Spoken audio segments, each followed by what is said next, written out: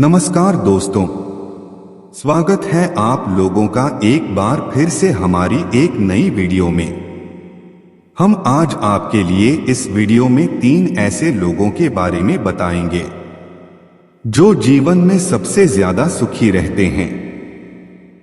तो वीडियो बहुत ही महत्वपूर्ण एवं ज्ञानवर्धक होने वाली है, तो कृपया आप अंतिम तक बने रहें क्योंकि अधूरा ज्ञान किसी काम का नहीं होता।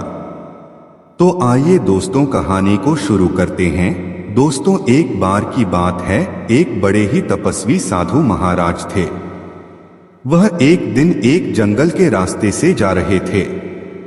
चलते चलते उन्हें जंगल में ही प्यास लग गई, और प्यास भी उन्हें बहुत तेज से लगी थी। जंगल में पानी बहुत ढूंढा लेकिन उन्हें पानी नहीं मिला।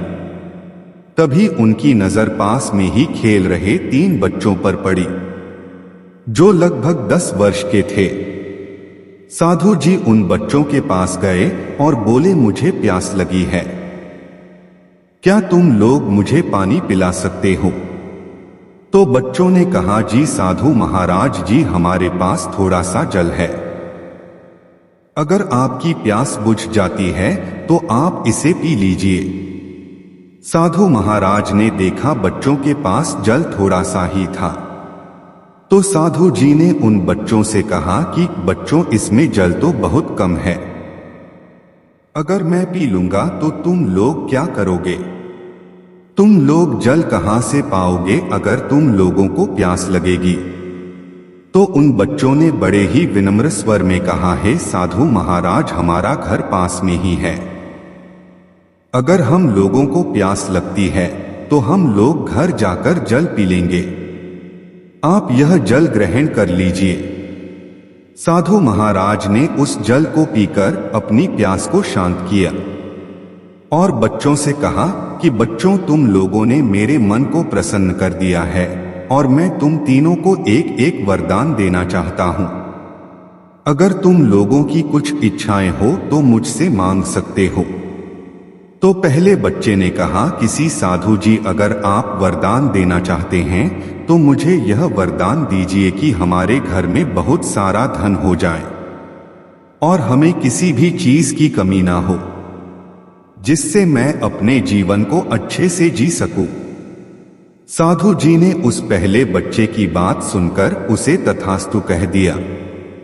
अब दूसरे बालक ने भी कहा कि साधु बाबा जी, मैं भी चाहता हूं कि हमारे पास बड़ा सा घर हो, कार हो, गाड़ी हो, सारी सुविधाएं हो, ताकि मुझे अपने जीवन में कभी काम ना करना पड़े। साधु जी ने उस दूसरे बालक को भी तथास्तु कर दिया। अब तीसरे बालक की बारी आई तो तीसरे बच्चे ने कहा, साधु जी, मुझे ना तो बड़ा सा घर चाहिए, ना ही घूमने के लिए कार गाड़ी चाहिए।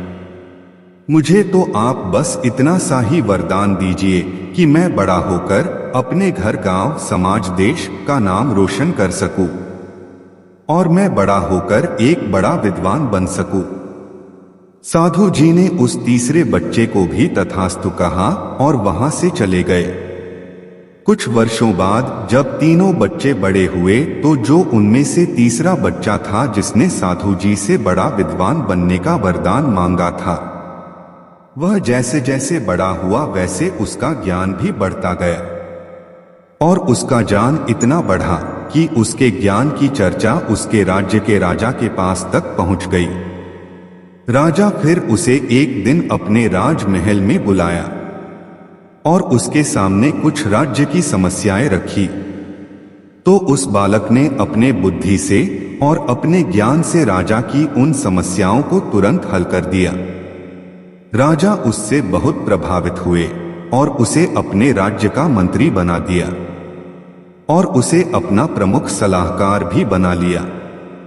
वह बच्चा जब मंत्री बन गया तो उसने सोचा, साधु महाराज के वरदान के कारण ही सब हुआ है, तो एक बार हमें जाना चाहिए और साधु जी को भी बताना चाहिए कि आपके वरदान के कारण, आपके आशीर्वाद के कारण आज मैं एक मंत्री बन गया हूं। अब वह बालक साधु महाराज के पास जाता है। पर साधु महाराज जी उसे देखकर पहचान नहीं पाते हैं। तो अपने बारे में साधु जी को बताते हुए प्रणाम करता है। साधु जी उसे देखकर बहुत खुश हुए और बोले कि जो तुम्हारे दो साथी मित्र थे वह कैसे हैं? तब उसने कहा, साधु महाराज, अगर आपकी इजाजत हो तो मैं उन्हें अभी आपके सामने बुला सकता हूं। साधु जी ने कहा, अवश्य, मैं भी एक बार उन्हें देखना चाहता हूं कि वह लोग कैसे हैं और इस समय क्या कर रहे हैं। अब दोनों भी आ गए। दोनों ने साधु महाराज को प्रणाम किया। साधु महाराज ने आशीर्वाद दिया और बोले कि मैंने तो तुम लोगों को बहुत सारा धन, घर, कार, गाड़ी, घोड़े, बंगले आदि का वरदान दिया था, तो तुम लोगों का जिंदगी कैसा चल रहा है? तो उन दोनों बालकों ने कहा कि है साधु महाराज, हम लोग मूर्ख थे जो आपसे धन का वरदान मांग बैठे। हम लोगों को यह नहीं पता था कि आपका वरदान हमारे लिए श्राप बन जाएगा और हम दोनों आपके उसी वरदान के कारण ना तो अपनी जिंदगी में कभी काम किया है और ना ही कभी किसी की मदद की। जब तक आपके द्वारा दिया हुआ धन रहा तब तक हम लोग सुख से रहे और उन्हें बेच बेच कर अपनी जरूरतें पूरी करते रहे। हमारे पास आपके द्वारा दिया हुआ वह धन भी नहीं रहा, क्योंकि हमने उस धन को अपने विलासिता के लिए खर्च कर डाला। पहले जैसे थे वैसे ही आज भी हैं। उन लोगों की बात सुनकर साधु जी ने उन तीनों से कहा कि हे पुत्रों, मैं तुम लोगों को 3 ऐसे लोगों के बारे में बताना चाहता हूं जो कभी भी भूखे नहीं रह सकते। पहला है बुद्धिमान व्यक्ति। पुत्रों, जो बुद्धिमान होते हैं वह अपने बुद्धि के द्वारा कोई ना कोई काम ढूंढ लेते हैं। जिसके पास बुद्धि होती है मैं कभी भूखे नहीं मरता। और दूसरा है शूरवीर व्यक्ति। हे पुत्र, जिसके पास अधिक बल होता है वह भी कभी भूखा नहीं मरता, क्योंकि अपने पराक्रम से अपने लिए सभी व्यवस्थाएं कर लेता है। अगर शूरवीर व्यक्ति को किसी चीज की कमी भी होती है और उसे वह चीज प्राप्त नहीं होती है तो उसे वह छीन सकता है। और तीसरा है ज्ञानी व्यक्ति। हे पुत्रों, जिस व्यक्ति के पास ज्ञान होता है वह इस संसार में चाहे जहां भी रहे कभी भूखे नहीं रह सकता, क्योंकि ज्ञानियों का इस संसार में बहुत ही महत्व है। अगर ज्ञानी व्यक्ति के पास थोड़ा सा भी धन रहता है तो वह उसे किसी न किसी काम में लगाकर उस धन की वृद्धि कर लेता है।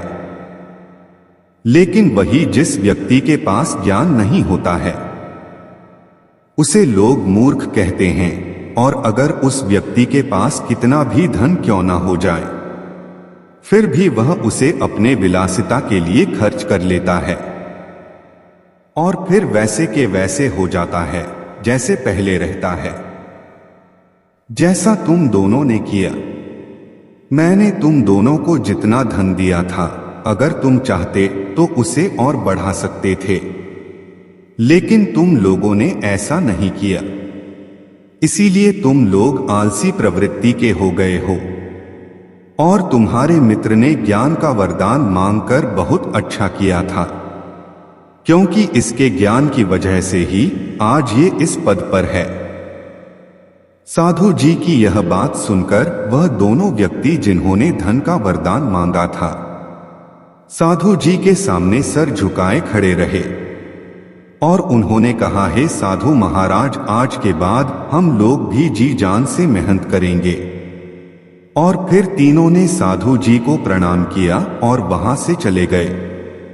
दोस्तों, आशा करते हैं कहानी अच्छी लगी होगी, तो कृपया वीडियो को लाइक शेयर जरूर करिएगा और चैनल पर यदि पहली बार आए हैं तो चैनल को भी सब्सक्राइब जरूर कर लीजिएगा, क्योंकि हम आप लोगों के लिए ऐसी ही ज्ञानवर्धक कहानियां लेकर आते रहते हैं।